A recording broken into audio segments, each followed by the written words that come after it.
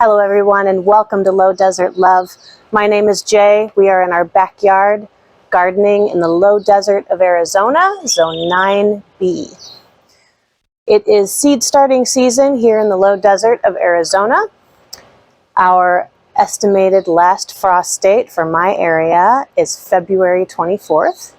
If you don't know your estimated last frost date, you can go ahead and go to almanac.com. You just put in your zip code and it tells you when your estimated last frost date is. That doesn't mean you're guaranteed not to have frost after that date. It's just a compilation of data where they decide you're likely not going to have any more. But because of when your last frost date is, you can calculate when you should be starting seeds. 6 to 8 weeks, 6 to 10 weeks, depending on certain seeds. That is how you can count back and figure out when you should start seed starting. I find it is best to choose seeds that tend to grow well in your climate. The growing season for Arizona is supposed to be 277 days. I would largely argue you could grow all year round in Arizona, but when it gets to 120, somewhere in August, it is really hard for plants to stay thriving in that type of environment. In our climate, where the summer gets cut right down the middle with crazy hot temperatures, I find it works better to start with short season varieties, stuff that produces early. How do you know which seeds produce early? On the back of the packets, for example, here are 3 of my beautiful tomatoes that I'm going to start.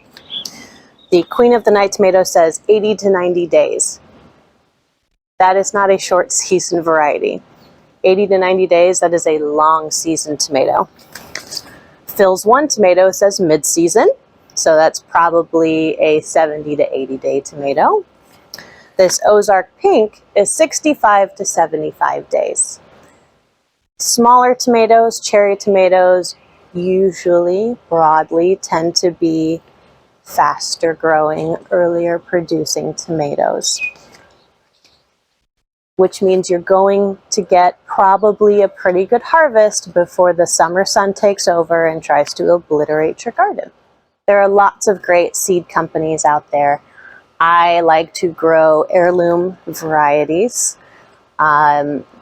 In the monsoon season this year, I'm also going to start growing some hybrid varieties.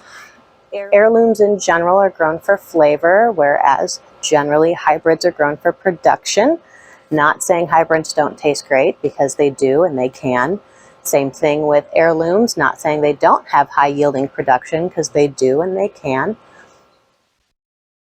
Baker Creek, which is rareseeds.com, carries beautiful, gorgeous varieties. Botanical Interest carries beautiful, gorgeous varieties.